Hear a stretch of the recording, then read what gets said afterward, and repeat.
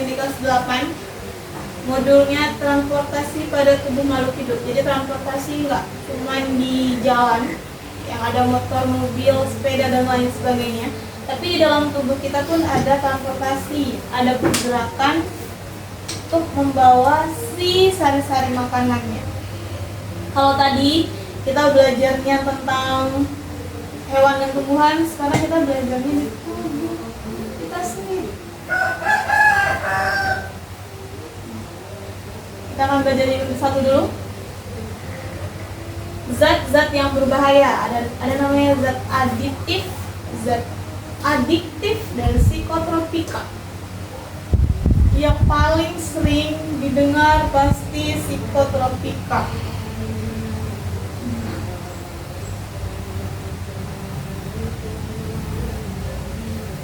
Oke, pertama ada zat, tadi ada 3, aditif, adiktif, dan psikotropika. Yang pertama, aditif dulu. Makanan yang kita makan sebenarnya kalau dia bergizi dapat memberikan manfaat. Tapi ada juga kalau dia mengandung zat berbahaya akan menyebabkan kerusakan pada tubuh. Maka perlu diketahui mana makanan yang bermanfaat, mana makanan yang menyebabkan tubuh kita menjadi rusak. Pada bab ini kita akan bahas apa saja makanan yang menyebabkan kerusakan pada tubuh, khususnya zat adiktif, dan psikotropika. Yang pertama ada namanya zat adiktif. Umumnya makanan itu dikonsumsi manusia sebelum dimakan itu akan diolah dulu. Contohnya dimasak itu bisa direbus, bisa digoreng, dan lain sebagainya. Nah, pengolahan makanan ini ada tujuannya, yaitu yang pertama supaya rasanya menjadi enak atau menambah cita rasa.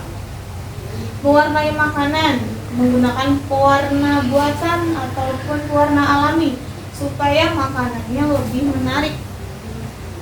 Terus memberi tambahan gula ataupun pemanis buatan supaya makanannya lebih manis. Dan kemudian diberi pengawet supaya makanannya lebih awet, supaya dia bisa dikirim ke luar kota mungkin.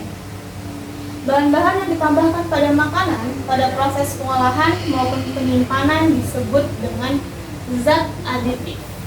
Nah, zat-zat ini yang untuk supaya dia lebih manis, supaya dia warnanya lebih menarik, supaya dia lebih awet, supaya rasanya lebih enak. Nah, itulah namanya zat aditif. Zat aditif itu ada 2. Ada namanya zat aditif alami. Alami itu berarti dari alam, namanya juga alami ya. Kemudian ada namanya zat aditif sintetik. Sintetik itu buatan manusia. Biasanya dari bahan-bahan kimia yang kadangkala itu berbahaya. Yang alami, dia berasal dari sumber alami. Kebanyakan menggunakan tumbuh-tumbuhan. Misalnya kalau mau membuat makanan atau minuman menjadi lebih manis, bisa tambah pemanis gula tebu, kan dari alam ya, gula kelapa atau pengawet gula untuk membuat manisan makanan. Terus kalau mau membuat makanan itu lebih wangi, bisa menggunakan daun pandan ataupun vanila. Sumber alami non tumbuhan, bisa juga garam untuk membuat asinan. Yang kedua ada namanya zat aditif sintetik atau zat aditif buatan. Jadi aditif sintetik ini buatan manusia. Dia berasal dari bahan kimia yang memiliki sifat serupa dengan zat alami yang sejenis. Jadi dia diolah menggunakan bahan kimia. Ada beberapa fungsi zat aditif baik yang alami maupun sintetik, yaitu ada untuk penyedap rasa, ada untuk nambah supaya manis, ada yang supaya dia warnanya menarik, pengawet maupun pengenyal. Pengenyal itu misalnya jelly, bisa pakai tepung maizena kayak gitu. Yang pertama zat penyedap rasa. Makanan yang tidak diberi zat penyedap rasa akan terasa hambar. Misalnya ada makanan tanpa dikasih garam, tanpa dikasih micin, tanpa dikasih kaldu ataupun mungkin masako, itu pasti akan rasanya hambar dan tidak ada rasa. Bila menggunakan penyedap rasa alami, aman bagi tubuh karena dari alam. Beberapa contoh penyedap rasa yang alami bisa garam contohnya, gula tebu, bisa gula kelapa. Kalau pedas, kalau tadi gula ini supaya jadi manis, garam supaya jadi asin, pedas bisa pakai cabai atau lada, bisa juga pakai daun salam, bisa juga pakai serai, lengkuas. Namun ada juga zat pengaroma. Pengaroma itu supaya baunya lebih enak, baunya lebih harum. Contohnya daun pandan. Daun pandan itu bisa dipakai untuk kolak biasanya, ataupun vanila. Jadi bau vanila dan juga bau pandan. Nah, contohnya di sini untuk yang penyedap alami, garam, daun kuas, cabai, dan lain-lain. Sedangkan zat penyedap rasa sintetik atau buatan banyak yang digunakan itu MSG. Ini contohnya. Contohnya seperti ini. Micin nama lainnya ya. Bahasa Indonesianya micin. Dia menggunakan MSG atau monosodium glutamat atau dikenal dengan vetsin. Makanan yang diberi vetsin atau micin akan terasa lebih sedap. Namun kalau berlebihan dia akan menimbulkan sakit kepala, mual, mudah letih, bahkan sesak nafas. Gejala ini dikenal dengan Chinese Discalent Syndrome. Zat penyedap rasa sintetik lainnya yang meniru rasa buah-buah bisa juga, yang di pasaran dikenal dengan nama essence. Biasanya kalau aroma jeruk, koktil asetat, buah pisang, amil asetat, buah nanas, etil butirat, buah apel, amil valerat, dan yang buah pir, propil asetat. Ini buah-buahan. Jadi dia ada perasa buahnya, baik buah jeruk, buah pisang, nanas, apel, ataupun pir. Zat pemanis alami, yang kedua ada zat pemanis. Sama, ada alami dan juga ada sintetik. Kalau yang alami banyak digunakan itu gula, berasal dari tebu, kelapa, aren, madu, dan buah-buahan. Karena buah-buahan pun sebenarnya sudah manis, makanya bisa digunakan sebagai zat pemanis. Zat pemanis alami dapat dicerna oleh tubuh dan berfungsi sebagai sumber energi. Jadi kalau kita butuh energi yang banyak ketika berolahraga, kita butuh makanan-makanan yang manis sebagai sumber energi kita. Sedangkan zat pemanis sintetik tidak dapat dicerna oleh tubuh sehingga tidak dapat berfungsi sebagai sumber energi, malah dia akan menjadi sumber penyakit untuk tubuh kita. Kalau yang sintetik atau buatan. Ini contohnya untuk yang alami. Ini gula kelapa. Contohnya yang ini berasal dari gula tebu. Zat pemanis sintetik yang biasa digunakan itu ada sakarin, aspartam, natrium siklamat, magnesium siklamat, dan glukosin. Sakarin memiliki rasa manis 500 kali lebih manis daripada gula. Natrium siklamat dan magnesium siklamat memiliki kemanisan 30 kali dibandingkan kemanisan gula. Aspartam memiliki kemanisan 200 kali dibandingkan kemanisan gula. Penggunaan sakarin dapat menyebabkan kanker. Sakarin saking bahayanya untuk dipakai sebagai zat pemanis, dia itu bisa menyebabkan kanker di tubuh kita. Nah, ini contohnya siklamat. Natrium siklamat dan magnesium siklamat bila digunakan berlebihan dapat menyebabkan penyakit kanker juga dan gangguan pada sistem pencernaan. Efek pemakaian dari pemanis sintetik secara umum utamanya menyebabkan kanker. karena dia mengendap di tubuh, tidak bisa dipecah oleh zat-zat yang ada di dalam tubuh. Sehingga kita perlu waspada dan hati-hati dalam mengkonsumsi makanan dan minuman olahan yang berasa manis. Bisa juga menyebabkan diabetes. Ada ciri khas dari pemanis sintetik, yaitu ada sedikit rasa pahit. Kalau makan makanan atau minum minuman yang pakai perasa sintetik, dia pasti ada sedikit rasa pahitnya. Ini ada zat pewarna. Zat pewarna pun ada yang alami dari alam, ada juga yang sintetik atau buatan dengan menggunakan bahan kimia. Zat pewarna digunakan untuk memperindah atau mempercantik tampilan sehingga menarik untuk dinikmati. Karena kalau warnanya pucat, cenderung orang-orang tidak mau makan atau tidak mau minum makanan dan minumannya. Tapi kalau diperindah menjadi, misalnya kalau mau kue jadi warna hijau dan lain sebagainya, itu akan lebih menarik untuk dinikmati, apalagi anak-anak.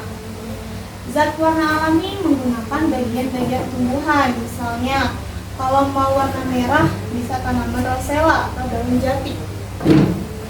Kalau warna kuning bisa pakai kunyit, warna hijau daun pandan, warna coklat bisa biji coklat yang telah difermentasi, ataupun mau warna orange. Kalau orange itu bisa dari wortel, karena wortel warnanya orange. Gitu. Jadi buah-buah tadi bisa diolah, kemudian akan mengeluarkan warna. Nah, warna itu bisa dicampurkan ke makanan supaya makanannya menjadi lebih berwarna. Daun pandan untuk warna hijau, ada beet untuk warna merah. Adanya keterbatasan dari warna alami, maka dibuatlah warna sintetik. Ingat, warna alami itu lebih terbatas, tidak semua warna bisa. Makanya muncullah pewarna sintetik atau pewarna buatan. Kelebihan dari pewarna sintetik ini, pilihannya lebih banyak pasti dibandingkan sama alami tadi. Terus mudah disimpan dan juga lebih tahan lama. Karena tadi kalau yang alami itu dari bahan-bahan buah-buahan, jadi akan lebih cepat busuk. Sedangkan kalau yang disintetik, dia diolah dari bahan kimia, makanya lebih tahan lama atau tidak mudah busuk. Gitu. Ada kenyataan di lapangan. Nah, pada kenyataannya di kehidupan ada pemakaian warna menggunakan tekstil. Tekstil itu sebenarnya untuk pakaian, yang mana sebenarnya itu tidak boleh masuk ke dalam tubuh kita. Dan ini sangat berbahaya lagi-lagi dengan bahan-bahan yang sintetik tadi masuk ke dalam tubuh, tidak akan tercerna dan akan mengendap, maka akan menyebabkan kanker. Berdasarkan hal ini, maka perlu dikenali zat pewarna yang memang diperuntukkan untuk makanan dan minuman. Ciri pewarna tekstil, pasti warnanya itu lebih pekat, lebih mencolok. Terus misalnya kalau hijau mencolok, hijau terang banget. Kalau kuning, kuningnya juga mencolok. Beda sama kalau hijau pakai daun pandan ataupun kuning menggunakan kunyit. Pengolahan makanan menggunakan pewarna tekstil karena lebih murah, terus lebih mudah dicari, lebih tahan lama dibandingkan kalau harus mengolah sendiri. Padahal efek jangka panjangnya kalau kita mengonsumsi makanan-makanan dari pewarna sintetik akan menyebabkan karsinogen atau kanker. Beberapa contoh pewarna makanan yaitu ada sunset yellow berwarna kuning yang sering ditambahkan pada jus jeruk. Jadi supaya jus jeruknya itu lebih terlihat kuning. Kemudian ada erythrocin warna merah, fast green untuk warna hijau, benzyl violet warna ungu. Contoh pewarna tekstil yang berbahaya ada rhodamine D untuk warna merah. Kemudian ada methanyl yellow warna kuning. Lagi-lagi, kenapa menggunakan pewarna sintetik? Yaitu karena lebih mudah dicari, lebih murah, lebih tahan lama. Padahal zat-zat yang terkandung di dalamnya itu dapat menyebabkan penyakit kanker karena mengandung zat karsinogen. Kemudian ada pengawet. Pengawet ini supaya dia tidak mudah busuk, lebih tahan lama, tanpa merubah rasanya ataupun bentuknya. Makanan dan minuman yang olahan, misalnya daging diolah jadi nugget, kemudian dan lain sebagainya. Makanan dan minuman yang diolah diberi pengawet bertujuan agar dapat tahan lebih lama ketika disimpan, jadi tidak mudah busuk. Kita tahu bahwa makanan yang kita konsumsi tersusun oleh zat-zat organik yang mudah busuk karena adanya kegiatan mikroorganisme. Beberapa contoh makanan yang mudah busuk ada daging, susu, sayur, dan buah. Pemberian zat pengawet adalah untuk menghambat proses peruraian oleh bakteri atau jamur. Diberi zat pengawet supaya daging, susu, sayur, dan buahnya tidak mudah terjadi proses peruraian oleh bakteri atau jamurnya. Beberapa zat pengawet alami ada gula, garam, dan asam cuka. Kalau asam, asam lainnya adalah asam asetat, 3COOH. Gula dapat digunakan untuk mengawetkan buah-buahan. Atau sering kita dengar dengan istilah manisan buah. Manisan buah itu pasti terbuat dari buah asli dan juga gulanya.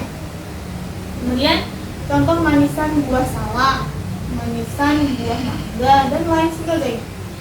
Sedangkan garam bisa untuk mengawetkan ikan atau dikenal dengan ikan asin.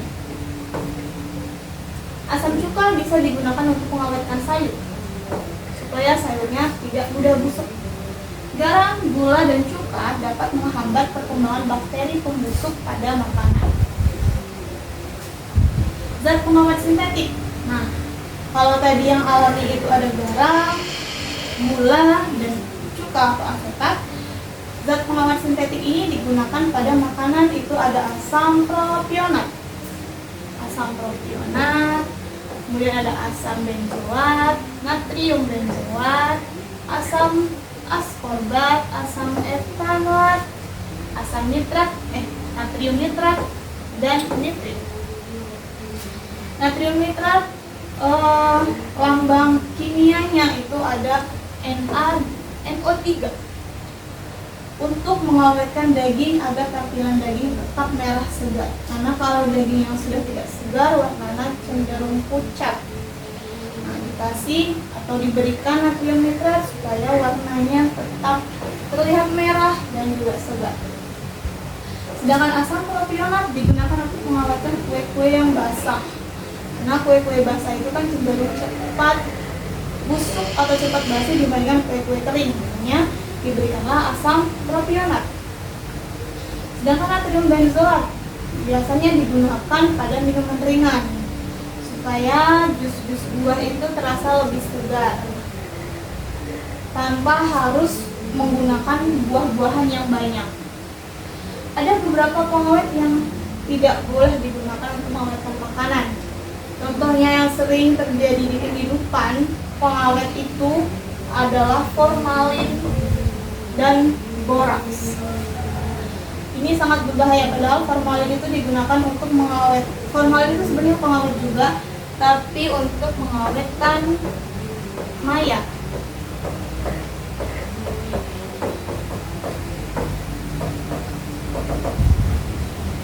Kemudian ada boraks.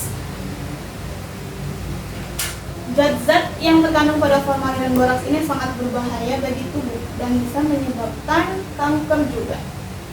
Formalin ini penggunaannya untuk mengawetkan mayat atau binatang yang sudah mati. Bila formalin digunakan pada makanan dapat menyebabkan kanker. Sedangkan boraks selain dapat menghambat bakteri pembusuk makanan, juga dapat membuat makanan menjadi kenyal, yang dulu sebelum dilarang sering digunakan dalam mengolah pentol bakso. Jadi biasanya boraks ini untuk membuat bakso, somai, cilok, dan lain-lain supaya dia teksturnya lebih kenyal. Boraks hanya boleh dipergunakan untuk industri non-pangan. Biasanya boraks itu untuk kertas, kayu, gelas, dan keramik. Benda-benda ini yang hanya boleh digunakan boraks. Jadi sebenarnya boraks itu tidak boleh masuk ke dalam tubuh manusia. Penggunaan boraks pada makanan bisa menyebabkan gangguan pada sistem saraf, ginjal, dan juga hati. Padahal saraf, ginjal, dan hati merupakan bagian penting pada tubuh. Nah, sini, boraks pada bakso supaya baksonya lebih kenyal, formalin pada makanan supaya makanan lebih awet. Nah, juga ada formalin pada ikan laut supaya ikan lautnya lebih tahan lama. Zat pengental. Zat pengental adalah zat aditif makanan untuk mengentalkan makanan yang dicampurkan dengan air untuk menghasilkan makanan supaya dia kental. Zat pengental juga ada yang alami dan juga sintetis. Kalau bahan pengental alami misalnya ada pati, tepung, agar-agar, gelatin, dan gum. Pengental gum digunakan untuk membuat permen karet biasanya. Terus bisa juga supaya dicapcay dia lebih kental kuahnya, itu juga biasanya pakai tepung. Fungsi pengental dapat juga bertujuan untuk mengenyangkan makanan, contohnya untuk bakso supaya bakso, terus cilok, somai itu lebih kenyal, bisa pakai zat pengental tadi, bisa pakai agar-agar, gelatin, atau gum. Seperti telah dijelaskan pada pengawet tadi, boraks sebelumnya kan dilarang digunakan sebagai pengawet pentol bakso selain berfungsi sebagai pengawet.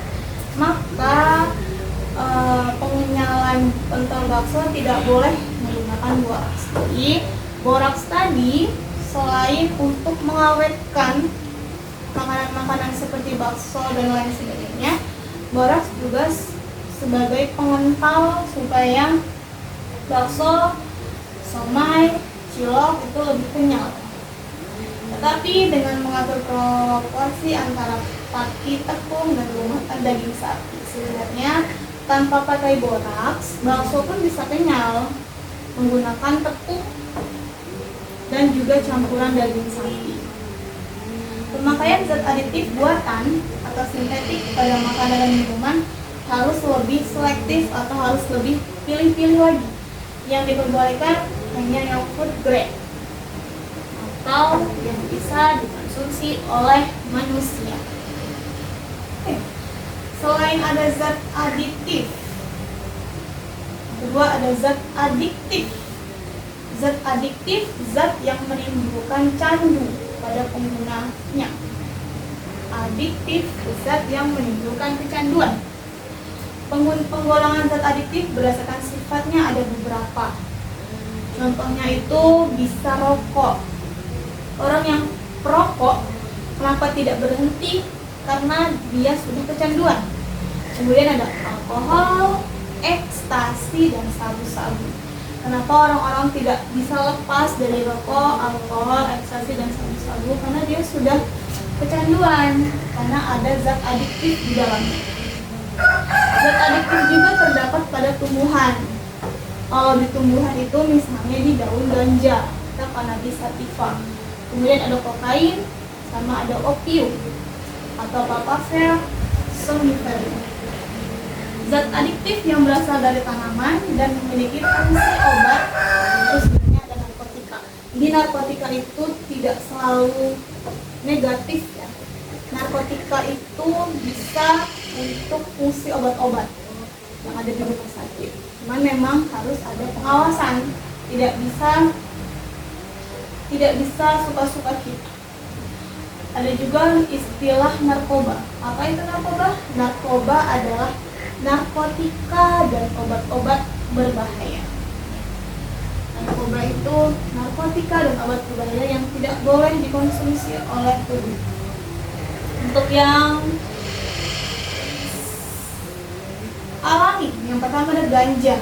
Ini bentuk daun atau tanaman ganja. Ganja disebut juga marijuana karena disebut sebagai tanaman marijuana. Tanaman ganja ini tersebar di beberapa daerah ya. Bagian daun, bunga, biji, dan ranting muda. Ganja merupakan zat adiktif jenis narkotika. Ganja digunakan dalam bentuk rokok lintingan dan juga campuran tembakau. Jadi ganja itu biasanya ada di rokok yang dicampur dengan tembakau. Gejala-gejala penyalahgunaan ganja yaitu bisa tiba-tiba senang tanpa sebab, bisa juga tiba-tiba tertawa tanpa sebab, sedih tanpa sebab, santai dan lemah, kemudian bicara sendiri, menguap atau mengantuk tetapi susah tidur. Dia cuma nguap-nguap, ngantuk-ngantuk aja tapi nggak bisa tidur. Mata merah, pengendalian diri menurun, dan tidak tahan terhadap cahaya. Jadi dia nggak kuat, apalagi kalau dalam siang hari terkena cahaya matahari. Overdosis ganja dapat menyebabkan kematian, dan ini sering terjadi di Indonesia. Overdosis ganja, penyalahgunaan ganja. Yang kedua ada tanaman kokain. Kokain ini yang bulat-bulat ini. Ini kokain. Kokain juga termasuk jenis narkotika, diperoleh dari hasil ekstraksi daun tanaman koka. Kokain dipakai sebagai zat pembius. Jadi zat-zat pembius yang digunakan di rumah sakit itu berdasarkan zat diperoleh dari zat alami kokain dengan efek samping merangsang jaringan otak bagian sentral. Jadi tiba-tiba seperti lemas. Penyalahgunaan kokain menimbulkan gejala suka bicara, gembira yang meningkat, menjadi gaduh dan gelisah, denyut jantung meningkat, demam, perut nyeri, mual, dan muntah. Jadi contohnya ketika kita di rumah sakit akan dioperasi, itu perlu dibius supaya kita tidak merasakan efek sakitnya. Jadi gejalanya itu nanti ketika dibius akan bicara-bicara sendiri, akan gembira-gembira sendiri, seperti itu. Overdosis kokain juga dapat menyebabkan kematian. Jadi ketika kita akan dibius itu dengan kadar tertentu, dengan tubuh kita bisa meresponnya seberapa. Jadi tidak suka-suka aja masih. Yang ketiga ada opium. Opium ini contoh tumbuhan opium merupakan zat adiktif narkotika juga, disebut juga sebagai candu, heroin, putau, dan morfin. Opium diambil dari getah, buah mentah, papaver, somniferum. Morfin yang paling sering didengar di kehidupan sehari-hari itu pasti putau dan morfin. Morfin pertama kali digunakan pada tahun 1905 oleh tentara untuk menghilangkan rasa sakit ketika luka. Selain itu, banyak tentara yang mengalami ketergantungan. Jadi, luka sedikit langsung pakai morfin. Kenapa seperti itu? Karena tentara-tentara ini sudah mengalami ketergantungan. Morfin juga digunakan untuk menghilangkan rasa nyeri pada penderita kanker. Overdosis morfin juga dapat menyebabkan kematian. Yang keempat ada namanya obat penenang. Biasanya dipakai di orang-orang dengan gangguan jiwa supaya dia tidak memberontak, supaya dia tenang, maka digunakan atau diberikan obat penenang. Atau namanya hipnotika atau obat tidur. Adalah zat-zat yang dalam dosis terapi diperuntukkan meningkatkan keinginan untuk tidur dan mempermudah atau menyebabkan tidur. Biasanya digunakan juga sama orang-orang yang depresi dan insomnia atau tidak bisa tidur. Umumnya obat ini diberikan pada malam hari supaya dia bisa tidur. Bila zat-zat ini diberikan pada siang hari dalam dosis yang lebih rendah untuk tujuan menenangkan, maka dinamakan sedatif. Jadi boleh digunakan pada siang hari, tapi bukan untuk tidur, hanya untuk tujuan menenangkan saja. Efek sampingnya dari morfin yaitu yang pertama ada depresi pernapasan, terutama pada dosis tinggi. Depresi pernapasan itu maksudnya dia bernafasnya tidak teratur. Yang kedua ada tekanan darah menurun. Yang ketiga sembelit pada penggunaan lama. Dan yang terakhir ada hangover, yaitu efek sisa pada keesokan harinya berupa mual, perasaan ringan di kepala, dan juga termang.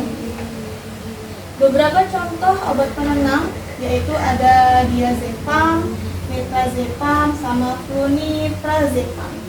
Konsumsi obat-obat ini harus berdasarkan rekomendasi atau resep dokter, karena tidak boleh sembarangan penggunaan dosisnya. Walaupun tujuannya untuk sebagai penenang dan sebagai pembantu supaya kita bisa tidur. Karena kalau kita overdosis dengan obat penenang ini bisa menimbulkan kematian juga.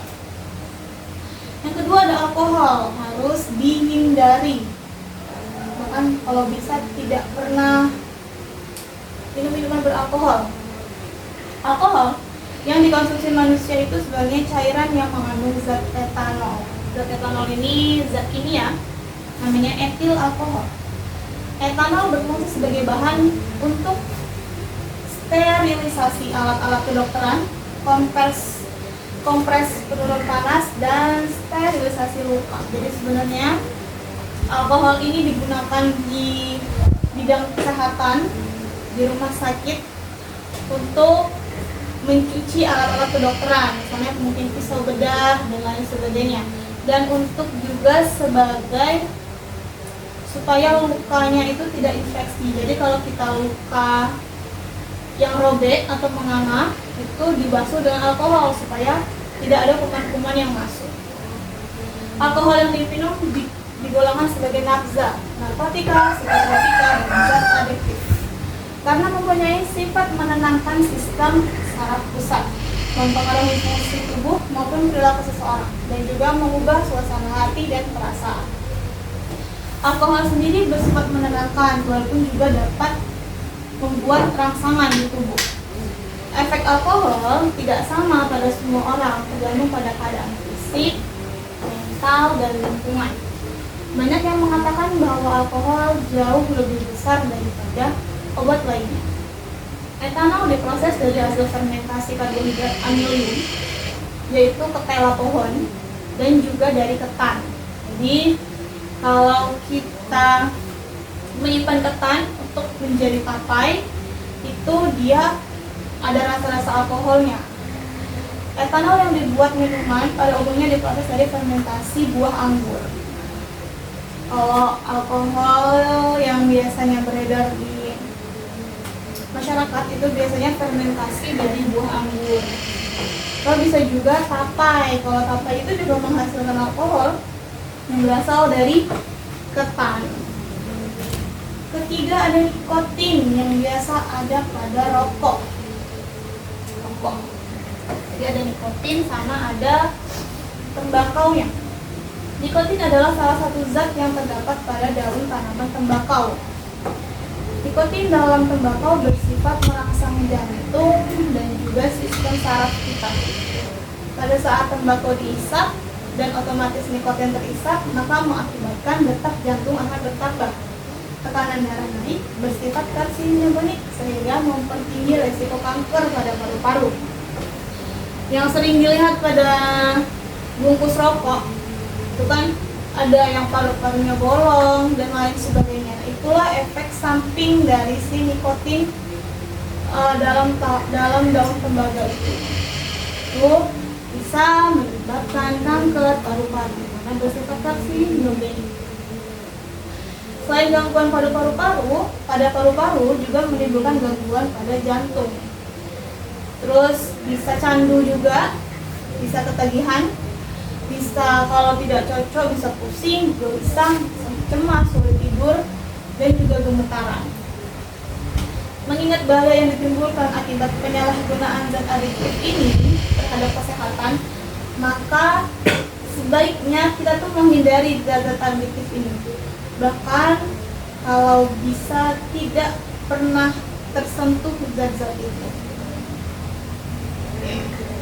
Yang terakhir ada psikotropika. Ya, psikotropika ini sering sekali didengar. Psikotropika atau zat atau obat, yaitu bisa alami, bisa juga sintesis berupa narkotika. Dia berkhasiat psikoaktif melalui pengaruh selektif pada susunan saraf pusat yang menyebabkan perubahan khas pada aktivitas mental ataupun perilaku. Psikotropika itu ada 4 golongannya. Ada psikotropika golongan 1, golongan 2, golongan 3, dan golongan 4. Kalau yang golongan 1, dia mempunyai daya menimbulkan ketergantungan tertinggi. Nomor 1, dia yang paling tinggi. Hanya digunakan untuk kepentingan ilmu pengetahuan dan tidak untuk pengobatan. Yang kedua, golongan 2, mempunyai daya menimbulkan ketergantungan menengah, digunakan untuk kepentingan ilmu pengetahuan dan juga pengobatan juga. Yang ketiga, golongan 3, jenis psikotropika yang mempunyai daya menimbulkan ketergantungan sedang juga, tapi ada khasiatnya. Biasanya digunakan untuk pengobatan, di rumah sakit juga bisa. Dan yang terakhir, psikotropika golongan 4 adalah jenis psikotropika yang mempunyai daya menimbulkan ketergantungan paling rendah, mempunyai khasiat yang digunakan luas untuk kepentingan ilmu pengetahuan dan juga pengobatan. Penggunaan zat psikotropika hanya boleh melalui resep dokter, jadi tidak boleh dibeli secara sembarangan saja. Untuk itu perlu berhati-hati pada zat-zat yang tadi kita bahas, yaitu ada adiktif, dan psikotropika karena dapat berpengaruh pada susunan saraf manusia. Oke. Selesai di unit 1 kelas 8.